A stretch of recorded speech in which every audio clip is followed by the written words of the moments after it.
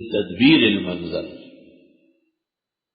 السیاست المدنیہ کے بعد القواعد المنفذہ لتدبیر المنزل، پورے رعایا اور ملک کے عوام کو سدھارنا ضروری. اس کو کبھی کبھی ہم تفسیری لہجے میں کہتے ہیں القواعد المنتظمہ. ملک کے نظم و نسق کو ٹھیک کرنے کے لیے رعایا کو ساتھ ملانا، ہم رائے اور ہم خیال بنانا، یہ بہت ضروری ہے. اللہ، بہت دن ہو گئے پاکستان کا سب سے بڑا افسر جو صدر پاکستان کے بعد دوسرا وفاقی محتسب اعلیٰ، وہ ہمارا دوست اور جاننے والا ہے. مجھے کوئی کام تھا، میں جہانگیر چلا گیا، وہاں سے میں نے محتسب اعلیٰ سے بات کی. اس نے کہا میں شام کو آتا ہوں، آپ کے ساتھ کھانا کھاتا ہوں، جو کام ہے وہ کر کے دیتا ہوں. میں نے کہا کام تو دفتر میں ہوگا، میں جہانگیر میں صحیح ہوں. انہوں نے کہا پھر تکلیف نہ ہو تو آ جائے. کس وقت آ جاؤں؟ تو ویسے تو ہمارا دفتر 10-11 بجے شروع ہوتا ہے، صبح آپ آ رہے ہیں تو 8 بجے کی. میں جب 8 بجے پہنچا تو پتہ چلا کہ محتسب اعلیٰ 7 بجے آ چکے. بما عمل ہے بلیے آپ دو کام تو ادارے کا کوئی کام تھا، اس میں اس نے اپنے دفتر کو لگایا اور ہمارے لیے چائے وائے توازوں کا انتظام کیا، کیونکہ بہت گہرا دوست. اس محتسب کو صدر پاکستان جو فاروق لغاری تھا، اس نے خط لکھا تھا کہ سنا ہے اصل محتسب اعلیٰ گلشن اقبال میں ایک مفتی صاحب، اور ان کے کہنے سے تمام فیصلے ہوتے، کیونکہ مسجدوں اور مدرسوں کے مسلک کے فیصلے وہ مجھ سے پوچھ کے کرتا تھا. انہوں نے وہ خط مجھے دکھایا اور کہا یہ میں اپنے پاس رکھوں گا، بوقت موت کفن میں رکھواؤں گا. جب منکر نکیر مجھ سے پوچھیں گے کہ آپ نے کیا کیا ہے دنیا میں، تو میں کہوں گا جب میں محتسب اعلیٰ تھا تو دین اسلام کے علماء سے میری ایسی عقیدت تھی کہ صدر پاکستان مجھ سے تنگ تھا، میری نجات ہو جائے گی. یہ کیا اقتدار و قطار ہوا. کہنے لگا صدر پاکستان نے مجھے نوٹس بھیجا ہے، کیا یہ حقیقت ہے کہ اصل محتسب اعلیٰ گلشن اقبال میں رہے گا؟ ایک دینی مدرسے کا خادم اور مولوی ہے.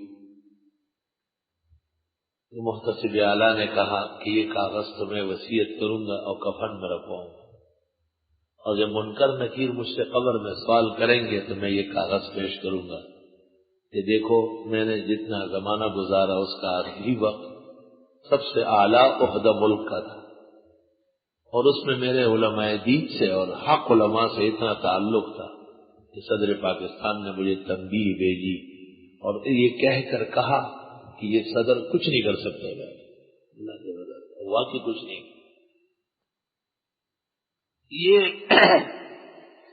یہ جو ڈیلری ہے نا، ایک تو ڈیلر ہے میدان میں، ایک ڈیلری بھی ہے، ایک ڈیلری بھی ہے نا. یہ وزیر اعظم ہو گئی اور اس کو کہا کہ میں آپ سے بہت تنگ ہوں، آپ استعفیٰ دے دیں. اس نے کہا استعفیٰ نہیں دوں گا، آپ مجھے نکال دیں. یہ 3 سال تک نہ نکال سکے. ایسا ضرور اللہ نے اپنے بندوں کو کمال دیا. اور جب محتسب اعلیٰ یہاں مدرسے آتے اور دسترخوان لگتا ان کے اعزاز میں، تو وہ کہتے تھوڑا سا پلیٹ میں باورچی خانے کا سالن طالب علم والا وہ بھی رکھ دیں. میں خود آنکھوں سے دیکھتا تھا کہ وہ اس میں سے کھاتا تھا. کہتے تھے اس میں نور زیادہ ہے، یہ فقیر لوگوں کے لیے پکا. سب ایک جیسے نہیں ہیں، ان میں اچھے لوگ بھی بہت زیادہ. خیر واقعہ یہ سناتا ہوں کہ میں وہاں بیٹھا ہوا تھا ان کے دفتر میں، منصور بھائی بھی ساتھ تھے، شاید 1-2 اور بھی ہو. وہاں پر ایک مسٹر آیا، بڑا ٹائی اور پینٹ پتلون کسا ہوا تھا، اور ہمیں دیکھ کے انگریزی میں کہتا تھا کہ ہم علماء کو نہیں مانتے، یہ بڑے اچھے لوگ نہیں ہیں۔ منصور بھائی ان سے لڑنے کی تیاری کر رہے تھے، میں نے کہا یہ علمی مسئلہ ہے، مجھے چھوڑ دو، اس کو ابھی انشاءاللہ تبلیغی بنا کے رکھتا ہوں، اس کو سیدھا نہیں کیا تو آئندہ میں ممبر پر نہیں بیٹھوں گا اور بخاری پڑھانے دارالحدیث نہیں جاؤں گا، اس کو ابھی سیدھا کر دیں، لیکن اس شرط پر کہ آپ میری باتوں میں بولے نہیں، نہ میری مدد کریں، مجھے میرے حال پہ چھوڑیں۔ جب اس نے اپنے 3 طرح کیا اور جو بکواس کرنا تھا کر لیا، تو اخیر میں نے اس سے پوچھا کہ آپ سارے علماء کو نہیں مانتے یا کسی کو مانتے بھی؟ تو کہنے لگے نہیں، مولانا عبدالحق صاحب اپوڑا خٹک کی خدمت میں جاتا تھا جب وہ زندہ تھے، اور ان کی دعائیں لیتا تھا۔ میں نے کہا معلوم ہوا کہ ہو تو مسلمان لیکن تھوڑا سا ٹیڑھا ہو، کہ نہیں مولویوں سے اچھا ہو۔ میں نے کہا میں 8 منٹ میں بات پوری کروں گا، اس درمیان میں آپ کی بولیں گے، 8 منٹ کے بعد آپ 20 منٹ بولیں گے، میں چپ بیٹھا رہوں۔ اس نے کہا ٹھیک ہے۔ میں نے کہا پہلی بات میں یہ پوچھنا چاہتا ہوں کہ کچھ علماء ہیں اور مسلمان ہیں جو مدرسوں میں بیٹھ کر پڑھاتے ہیں، طالب علم آتے ہیں اور ان کو وہ سبق پڑھاتے ہیں، عالم، محدث، مفسر، مؤذن، خطیب، امام، واعظ سب وہی سے نکلتے ہیں، یہ کام اچھا ہے، اس کو دین مانتے؟ اس نے کہا بالکل، اس کے بغیر تو اسلام ختم ہو جاتا۔ تو میں نے کہا اس کو اپنے پاس محفوظ رکھو، اس کا نام ہے التدریس والتعلیم، اس کو آپ مانتے ہیں، دین کا ایک کام ہے۔ میں نے کہا کچھ لوگ مسائل لکھتے ہیں اور رسائل لکھتے ہیں، تحقیق کرتے ہیں، وہ کیسے ہیں؟ کہ میں مولانا اشرف علی کی کتابیں پڑھتا ہوں، یوسف لدھیانوی کی کتابیں پڑھتا ہوں۔ میں نے کہا تو اس کام کا نام ہے التصنیف والتالیف، دین کا دوسرا شعبہ ہے، اس کو بھی آپ مانتے ہیں؟ میں نے کہا کچھ لوگ یہی جو علماء طالب علموں کو پڑھاتے ہیں اور کتابوں میں لکھتے ہیں ہر ملک ہر زبان میں، اس کی روشنی میں مسجدوں میں جا کے لوگوں کو کہتے ہیں آؤ اللہ کے گھر میں نماز پڑھو، اللہ تعالیٰ سب کچھ کر سکتے ہیں اور کوئی کچھ نہیں کر سکتا۔ یہ لوگ کیسے ہیں؟ یہ تو بہت اچھے تبلیغ والے، اور یہ چندہ نہیں مانگتے، بالکل پیسے نہیں مانگتے، حالانکہ وہ چندہ نہیں بندہ مانگتے، بہت بڑا چندہ مانگ رہا ہے۔ میں نے کہا اس کا نام ہے دعوت و تبلیغ، اس کو بھی آپ نے قبول کیا، 3 شعبے مکمل ہوگا، تینوں آپ مان رہا۔ میں نے کہا اب جو دین علماء مدرسوں میں بیٹھ کر طالب علموں کو پڑھاتے ہیں اور جو دین علماء ہر دور ہر ملک ہر زبان میں ترجمے کر کے عوام تک پہنچاتے ہیں اور جس دین کی دعوت تبلیغ والے مسجدوں میں آ کے دیتے ہیں، یہ دین اور یہ اسلام ایک جماعت ہماری اور ہے، اور وہ کہتے ہیں کہ ایوان بالا میں نافذ ہونا چاہیے، ملک کی عدلیہ، مقننہ، عسکریہ، تمام کے تمام شعبے وہ اسی دین کے پابند ہو جائے۔ میں نے کہا یہ غلط کہتے ہیں؟ صحیح کہنے لگے یہ تو صحیح کہتے ہیں۔ میں نے کہا اس کو کہتے ہیں سیاست، جس کو آپ گالیاں دیں۔ میں نے کہا حقیقت یہ ہے کہ طالب علموں کو پڑھانا آسان ہے، مسجد میں چادریں ڈال کر 6 نمبر کھڑے ہو کر سنانا بہت آسان ہے، اور اپنے کمرے میں بیٹھ کر کوئی کتاب اور رسالہ ترتیب دینا بالکل آسان کام ہے، لیکن فاسق فاجر مغرب کے ایجنٹ اور گماشتوں کے سامنے قرآن و سنت اور فقہ کا نام لینا، یہ کاری باشد، دل گردہ چاہیے اس کے لیے۔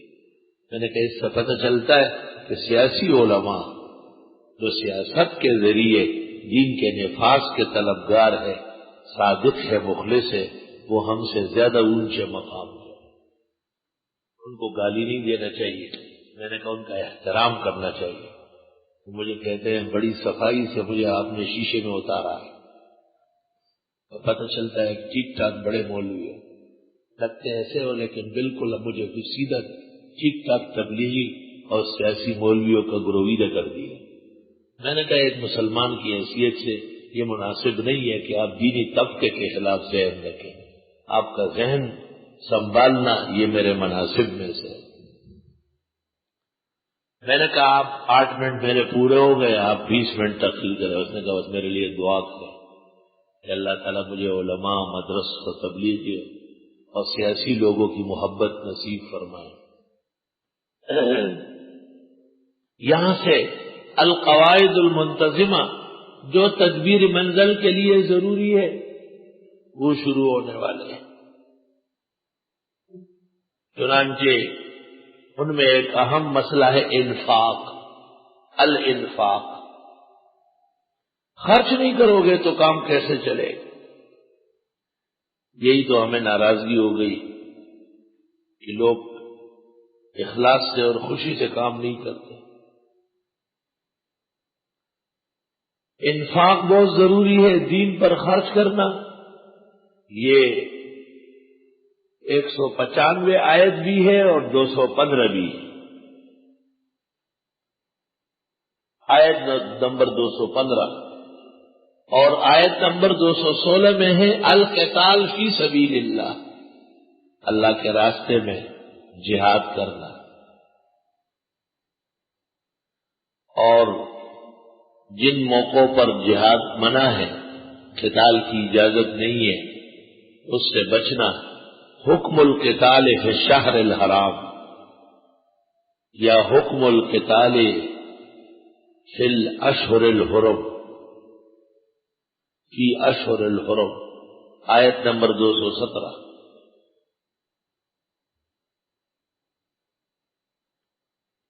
اور النہی عن الخمر والمیسر، النہی عن الخمر والمیسر، شراب اور جوئے سے منع کرنا، شراب اور جوئے پر پابندی لگانا۔ آیت نمبر 219۔ اصلاح الیتامى، یتیموں کا خیال رکھنا، ان کی دیکھ بھال کرنا، آیت نمبر 220۔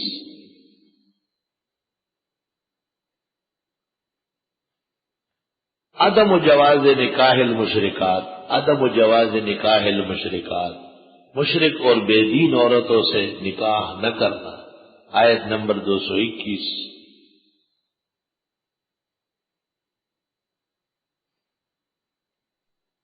اور عدم جواز الجماع فی الحیض، گندی عورتوں سے اور گندگی کی حالت میں نہ ملنا ضروری ہے، آیت نمبر 222۔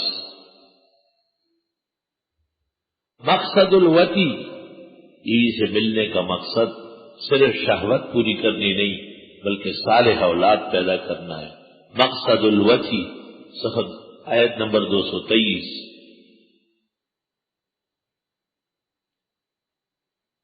اور التعظیم للہ، اللہ کے دین کا احترام اور تعظیم کرنا، تعظیم للہ، آیت نمبر 224۔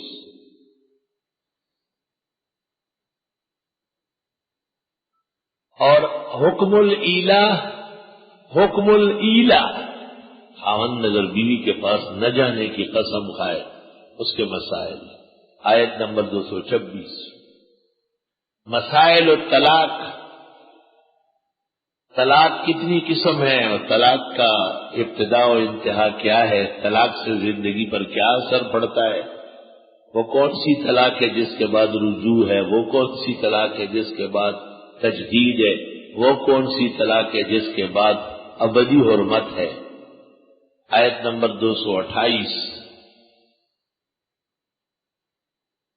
اور مسائل الرضاع، شیرخواری کے مسائل، خاتون بچے کو کتنے دیر تک دودھ پلائے اور دودھ پینے کے مسائل،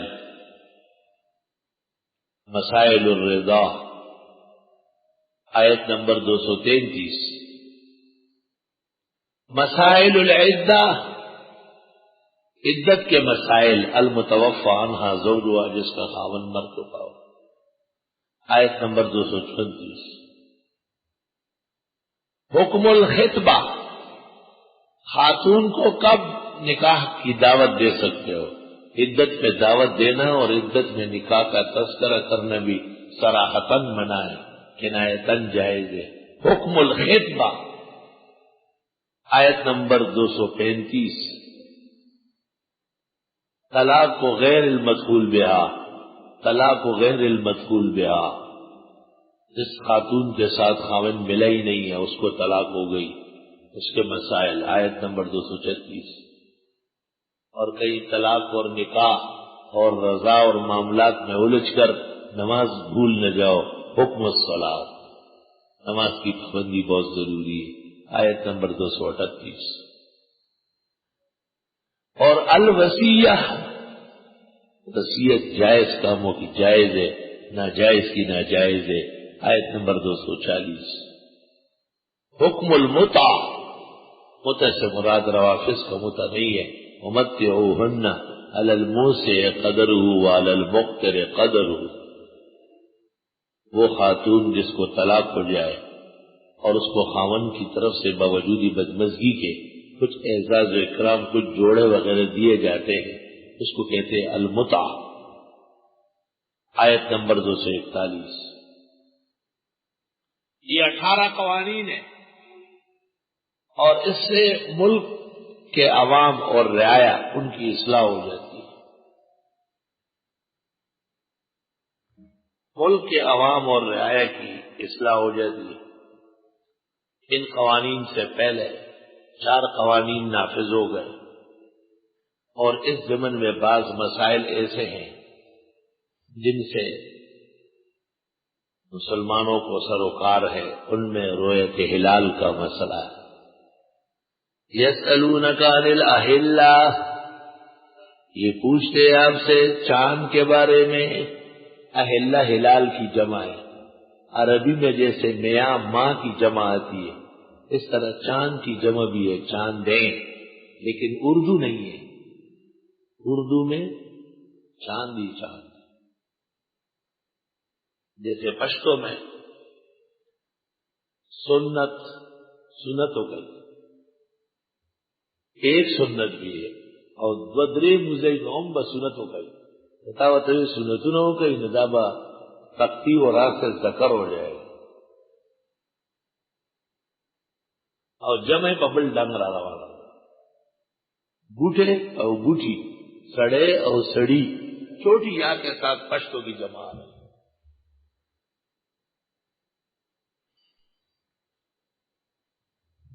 جس زبان میں بھی آپ کام کریں گے اس کی فصاحت آپ کو معلوم.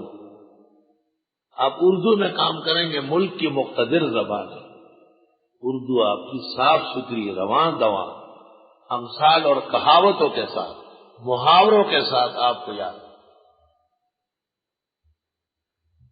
ہمارے پختون بھائی اس میں کچھ کمزوری دکھاتے ہیں اور یہ مناسب بات نہیں ہے. ٹھیک ہے، جو ہندوستانی صوبہ سرحد جاتے ہیں، بلوچستان جاتے ہیں، آپ کچھ دنوں بعد دیکھو بہترین پشتو بولتے ہیں، بہترین لائق لوگ ہیں. اور یہ 50 سال یہاں گزارے گا، وہ آدمی اور کتابیں ہو، بہنوی ہو، بہنوئی کو بہنوی اور ڈرائیور کو ڈرائیول. شاہبش دے ممبر میں انگو بنگو. مفتی صاحب اس سامنے گلی میں آئے تھے، سامنے گلی محمود صاحب، یہاں کچھ لوگ تھے، نام لینا ٹھیک نہیں، انہوں نے سپاس نامہ پیش کیا. مفتی صاحب جو تم جاولک کے پاس جاؤ اس کو بولو شراب گوٹ ہمارے کو دے وے، اس طرح ہوں گا بوں گا. مفتی صاحب نوابزادہ صاحب بیٹھے، حضرت نے تقریر میں جب جواب دیا فرمایا میرے بھائی نے پشتو میں سپاس نامہ پیش کیا، اردو ہی ہوتی تو پشتو ہی ہوتی تو کم از کم میں تو سمجھ لیتا. ایسی اردو بولی جو نہ مجھے سمجھ آئی نہ تم کو سمجھ آئی. معذرت کی ہے کسی، ایسا ٹھیک نہیں. اپنی بولی صحیح کرو، فصیح بلیغ زبان بولو. یہ کوئی مشکل کام تھوڑی ہے. تھوڑی سی روٹی کم کر لیں، چائے بند کر دیں، اپنی تعیش کی چیزیں روک لیں، نفس کو سزا دے دیں. کیوں نہیں سیکھ رہے؟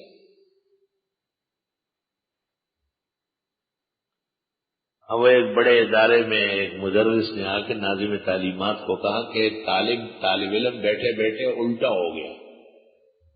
سب اٹھ کر کے فوراً آئے کہ بھائی کوئی جن وین چڑھے. سب لڑکے بیٹھے ہوئے ہیں، اس کی کلاس ہو رہی. یہ کون سا لڑکا الٹا ہو گیا؟ کہا الٹا نہیں ہوا، اس کو الٹی آئی ہے.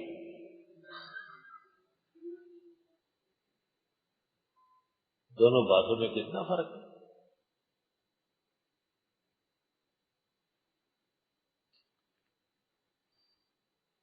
اگر افغانی نہیں سیکھ رہے ہیں تو چلو وہ افغانستان چلے جائیں گے، لیکن سرحد کے لوگ، بلوچستان کے لوگ جو پاکستان کا سرمایہ ہے، وہ اپنی بولی درست کر لیں.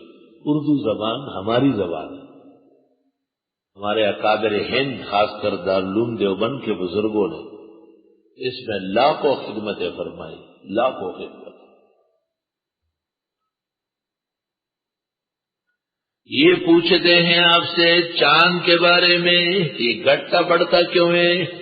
قل آپ فرماؤ ہی مواقیت للناس والحج، کہ یہ اوقات جاننے کے لیے ہے، لوگوں کے لیے اور خاص کر حج کے لیے. سبحان اللہ. پہلی بات یہ ہے کہ قمری حساب شمسی حساب سے بہتر ہے. اب دیکھو گرمی میں روزہ آ گیا، شربت کا مزہ آئے گا. شام کو افطار کرو گے تو جنت الفردوس محسوس ہوگی. یہ دروجی ہر ماخام اختر گئے اور زری زری دے پیشمنی دے ناروز شما. اور کبھی کبھی رمضان شریف سردیوں میں آ جاتا ہے، دن چھوٹا ہوتا ہے، بس ابھی روزہ رکھا اور ابھی مغرب ہو گئے. لیکن مشہور ہے کہ سردی کا روزہ مشکل ہوتا ہے، گرمی کا روزہ جلدی گزر جاتا ہے. یعنی موسم تبدیل ہو رہا ہے قمری حساب سے، اور اگر شمسی حساب ہو تو جنوری فروری ساری زندگی جنوری فروری. تو قمری حساب کو شمسی حساب پر ترجیح ہے. اس میں احوال بدلتے ہیں، کبھی عبادت کا مزہ گرمی میں، کبھی عبادت کا مزہ سردی میں. جون جولائی میں یہاں روزہ گزرا ہے. جون جولائی ایک ہی چھت کی مسجد کی، تب کی تھی. عام 40-50 معتکفین تھے، اور معتکفین نہانے کے چکر میں تھے، اور معتکف نہا نہیں سکتا. ایک بزرگ نے مجھے کہا کوئی ہیلا کر سکتے ہو؟ میں نے کہا کر سکتا ہوں. کیا؟ میں نے کہا جمعے کا دن ہے، مسجد دھو لو. جو مسجد دھوئیں گے سارے معتکفین دھوتی ہے باندھ کے، تو پانی اپنے اوپر بھی ڈالیں گے.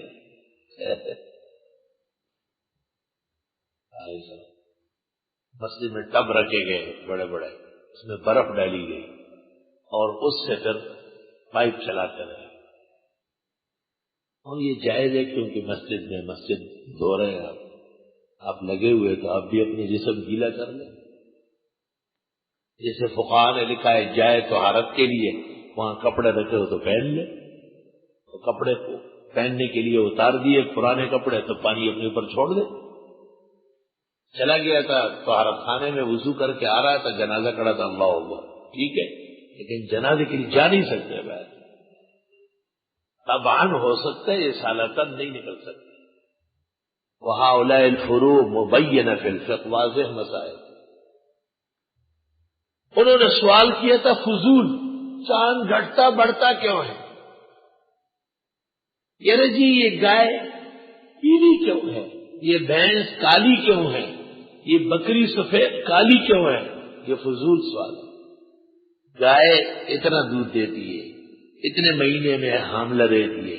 بھینس اتنی عمر کی ہوتی ہے اور اتنا دودھ مکھن، یہ کام کی بات ہے. سوال محمل، جواب عقل والا. اس کو کہتے ہیں اصلاح السوال، تسدید الاسئلہ. یہ پوچھتے ہیں آپ سے چاند کے بارے میں، آپ فرمائیے یہ مواقیت جمع میقات، یہ اوقات معلوم کرنے کا ذریعہ ہے. اس میں اعلی استعمال ہوا ہے میقات، لیکن مراد ظرف ہے، یہی وقت ہے. اور لوگوں کے فائدے کے لیے خاص کر حج کا مہینہ، اشہر الحج، شوال، ذیقعدہ، ذی الحج، اسی سے معلوم ہوں گے. عوام آپ سے سوال کریں گے بے ڈنگا، آپ جواب دیں گے نہایت معقول، آپ عالم ہیں. جی کپڑے بدلنے سے وضو ٹوٹ جاتا ہے، تو آپ جواب کیا دیں گے؟ جی ہاں، اگر کپڑے بدلنے کے ساتھ ہی آپ کی ہوا خارج ہو گئی، کپڑے بدلتے ہوئے آپ نے غیر مقلد والی حرکت کر لی تو بے شک وضو ٹوٹ گئے. آپ سے کہیں گے یہ دینی مدرسوں کا ثبوت اسلام میں ہے، آپ کہیں گے ہاں، بیت المقدس، مسجد نبوی اور کعبہ یہ اسلام کے دین و ایمان کی تعلیم کے مراکز ہیں، وہیں سے سارے عالم میں یہ برکات پھیل گئی ہے. وہ آپ سے کہیں گے یہ موجودہ علماء بھی جانشین انبیاء کے، آپ کہیں گے جیسے آپ اس دور کے مسلمان ہیں اسی طرح یہ لوگ بھی انبیاء علیہ السلام کے وارث و جانشین. آپ یہ اس لیے کہیں کہ اس کو اپنی شکل بھی آئینے میں نظر آ جائے کہ جیسے آپ جیسے آدمی مسلمان کہلاتا ہے. اسی سوال کے اندر جواب میں آپ روب بڑھا دیں گے، جواب ٹھیک ہو جائے.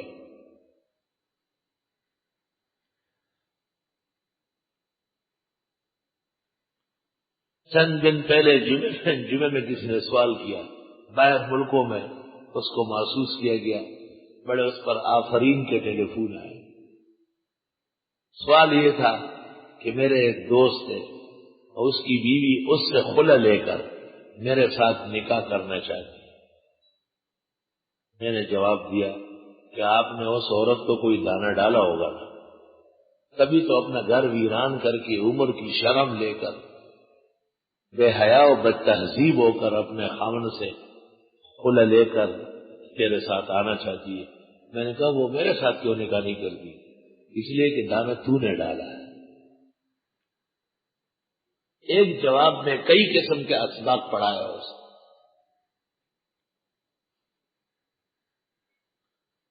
اللہ، سوال کی اصلاح بھی کرنی ہے اور اسی مناسبت سے جواب دینا ہے. وہ مولانا اشرف علی صاحب سے کسی نے کہا نا کہ یہ چھوٹے بچے جب آپ مولویوں کے پاس آ جاتے ہیں تو رونے لگتے ہیں، ہمارے پاس تو بالکل نہیں روتے. تو حضرت نے فرمایا آپ کا چہرہ اس کو اپنی امی کا چہرہ نظر آتا ہے، اور ہمارا چہرہ تو ماشاءاللہ سرسبز و شاداب ہوتا ہے.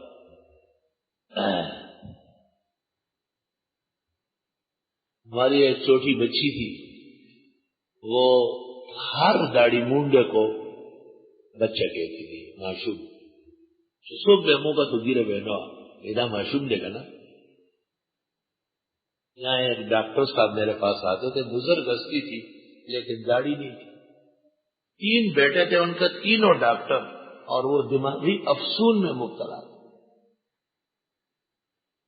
تو میرے پاس عصر کے بعد بیٹھے تھے، یہ بچی آئی، مجھ سے کہا ابو دادری معشومان دی کہنا یہ تینوں معصوم بچے.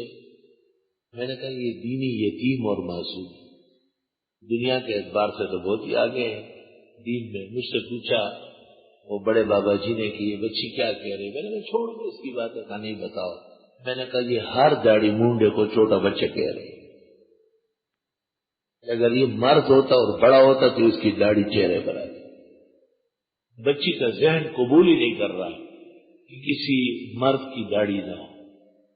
ایک دن مجھے کہا آپ کی داڑھی ہے، منصور چاچا کی ہے، مزمل چاچا کی ہے، میری بھی نہیں ہے، میری امی کی بھی نہیں ہے. کیوں؟